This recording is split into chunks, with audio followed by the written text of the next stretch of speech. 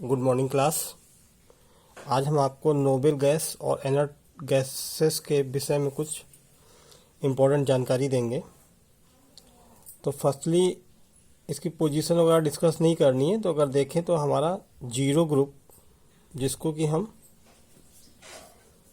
18 group भी बोल सकते हैं, ठीक है।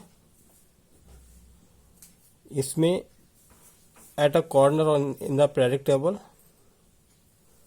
there are helium, neon, argon, krypton, xenon and radon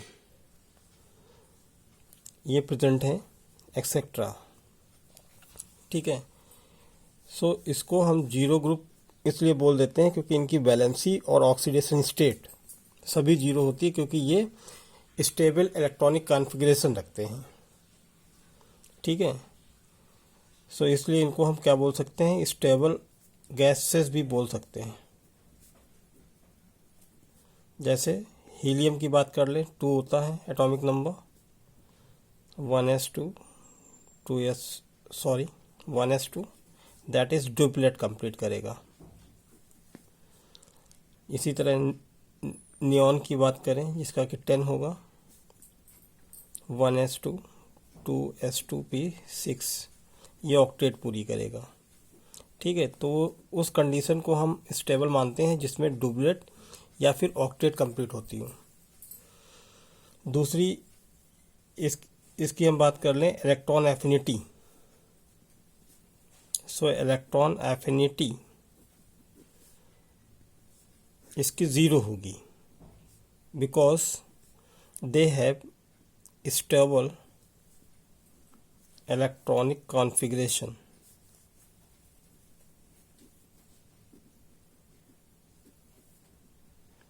as above, जैसा कि आपको ऊपर बता दिया मैंने, ठीक है। बेसिकली इनकी डिस्कवरी वगैरह हमने नोट्स में दे रखी है, आप उसको वहाँ से पढ़ो। यहाँ पे यूनिक बात यह है कि इसका हम आइसोलेशन आपको बता देते हैं। Isolation of inert gas.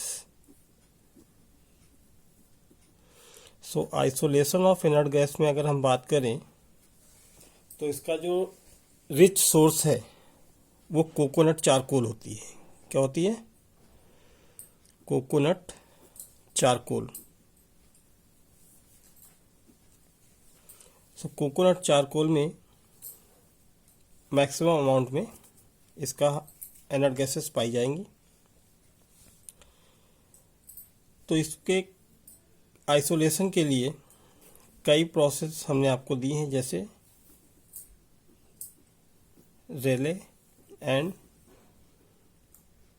Ramsay experiment.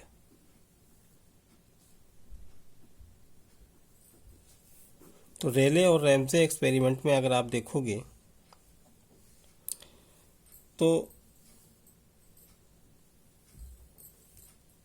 कुछ इस टाइप का एक ग्लास बल्ब लिया जाता है, ठीक है।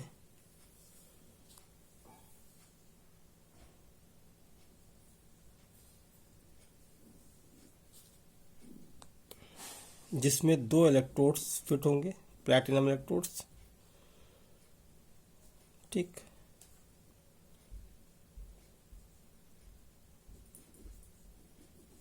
कुछ ऐसे स्ट्रक्चर आपको गिवन है वहाँ पे, ठीक है।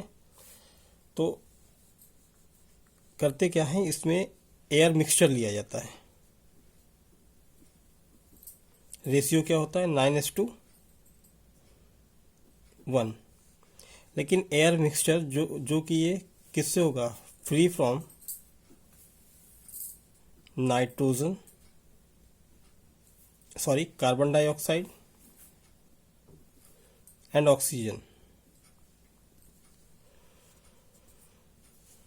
इसमें लिया जाएगा और 600 से 800 वोल्टेज डिग्री सेल्सियस पे इसमें इलेक्ट्रिक डिस्चार्ज ट्यूब है जिसमें पास की जाएगी। और इसमें 9:11 के रेशियो में एयर मिक्सचर लिया जाएगा जो कि कार्बन डाइऑक्साइड और ऑक्सीजन से फ्री होगी। अब इसमें इलेक्ट्रिक करंट पास कराते हैं 600 से 800। इस डिस्चार्ज ट्यूब की जो कैपेसिटी होती है वो कितनी होती है, 50 ml। तो जब इसमें हम पास कराएंगे तो इसमें नाइट्रोजन और ऑक्सीजन के ऑक्साइड्स फॉर्म होंगे इम्प्योरिटी फॉर्म में एयर मिक्सचर में, ठीक है। सो 2NO + O2 कुछ इस तरह से, ठीक। ये इनकी इम्प्योरिटी होंगी जिनको, चूँकि इसमें कोकोनट चारकोल में अगर हमने बात करी है तो कोकोनट चारकोल रिच सोर्स है, लेकिन आइसोलेशन इसका किससे किया जाएगा, एयर से किया जाएगा, एयर मिक्सचर से। तो जब हम इसके बाद नाइट्रोजन के जो ऑक्साइड्स होंगे ये इम्प्योरिटी होंगी, इसको हम NaOH सॉल्यूशन में पास करेंगे, NaOH सॉल्यूशन में इसको पास किया जाएगा, जिससे ये नाइट्रोजन और ऑक्सीजन के इम्प्योरिटीज रिमूव हो जाएंगी। दूसरा, फिर इसमें जो भी अदर इम्प्योरिटीज होंगी या अदर ऑक्साइड्स कोई भी अगर होगा तो उसको पायरोगैलॉल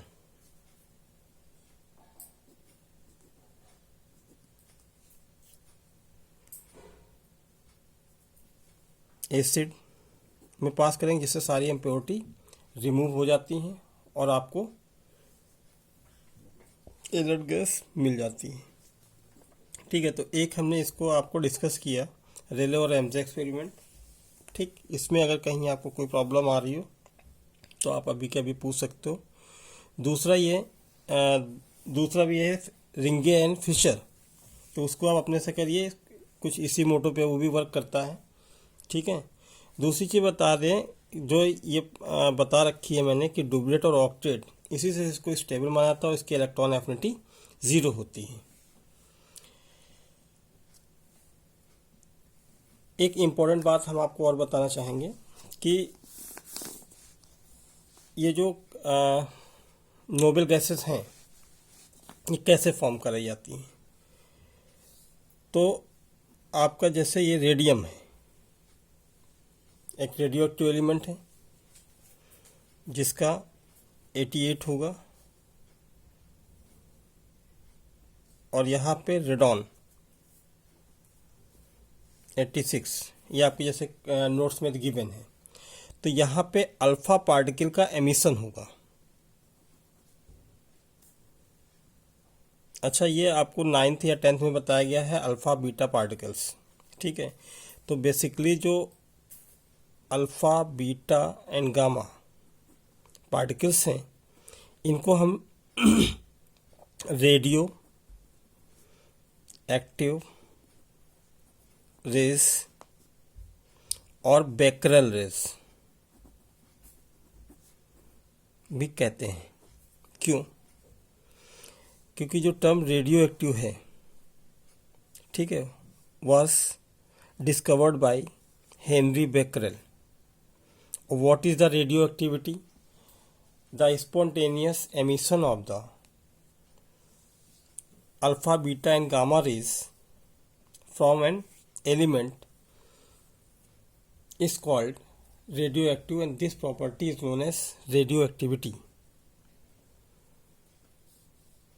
So इसमें आपको हम बता दें, अल्फा और बीटा के लिए एक क्वेश्चन ये पूछ लिया जाता है कभी कभी exam competition point of view से। तो अल्फा एमिशन, सपोज दैट इसका 226 हो और इसका 222 हो जा रहा है। क्यों? तो आपके सिलेबस से ये हट चुका है, लेकिन फिर भी एक बार देख लो, इम्पॉर्टेंट है कि कैसे ये कन्वर्जन हो जाता है। तो इसमें एक था Soddy, Fajans and Russell rule. Soddy, Fajans and Russell rule. तो इसमें किसी भी रेडियो एक्टिव एलिमेंट से जब अल्फा का एमिशन होगा, राइट, अल्फा पार्टिकल्स का, तो उसके एटॉमिक नंबर में 2 यूनिट डिक्रीज कर जाएगा और एटॉमिक मास में 4 यूनिट। ठीक है, सपोज दैट ये एक्स एलिमेंट है रेडियो एक्टिव और इससे वाई बना, इसका एटॉमिक नंबर जेड कंसीडर किया और ये ए, तो इसके एटॉमिक नंबर में 2 यूनिट की डेफिशिएंसी होगी और इसमें एटॉमिक मास में 4 यूनिट की। ये एमिशन ऑफ अल्फा पार्टिकल के लिए, जब किसी भी रेडियो एक्टिव से 1 अल्फा पार्टिकल एमिशन, ठीक है ना। तो ये प्रोसेस होती है। यहाँ पे भी देखो 88 से 2 यूनिट कम हुआ 86, और यहाँ पे 226 या 4 यूनिट कम हुआ 222। इसी तरह जब कोई ये बीटा एमिशन होगा, मान लीजिए ये एक्स एलिमेंट ही है और यहाँ से एक बीटा पार्टिकल एमिट हो रहा है, राइट, तो यहाँ पे वाई बन रहा है, तो इसका एटॉमिक नंबर जेड और मास नंबर 1, तो इसके एटॉमिक नंबर में 1 यूनिट क्या करेगा, इंक्रीज कर जाएगा, जबकि atomic mass will be remain constant. Okay, तो इसमें कोई भी कन्वर्जन नहीं होगा। तो ये इम्पोर्टेंट है कंपटीशन पॉइंट ऑफ व्यू से, और आपको भी एक ये सोडी फरजान रसल का है, तो पूछा आता है जब अल्फा पार्टिकल का एक अल्फा पार्टिकल या एक बीटा पार्टिकल का एमिशन होता है तो क्या चेंजेस आते हैं। ठीक है, तो ये इम्पोर्टेंट था, इसको आपको बताया। प्लस ये जो भी आपको हमने बताया आइसोलेशन और नोबल गैसेस के, उसमें मैं आज आपको लास्ट पीडीएफ भेज रहा हूँ इस पे, नोबल गैस और इनर्ट गैस पे। ठीक है, तो इसको आप पढ़ो, अगर कोई दिक्कत हो तो नेक्स्ट टर्न पे हम लोग डिस्कस करेंगे। आई थिंक कि 21 से शायद ऑफ हो रहा है, तो उसके बाद हम जब भी क्लास खुलती है तो आपकी प्रॉब्लम्स को फर्दर वीडियो के थ्रू ही डिस्कस करूँगा। Okay, thank you.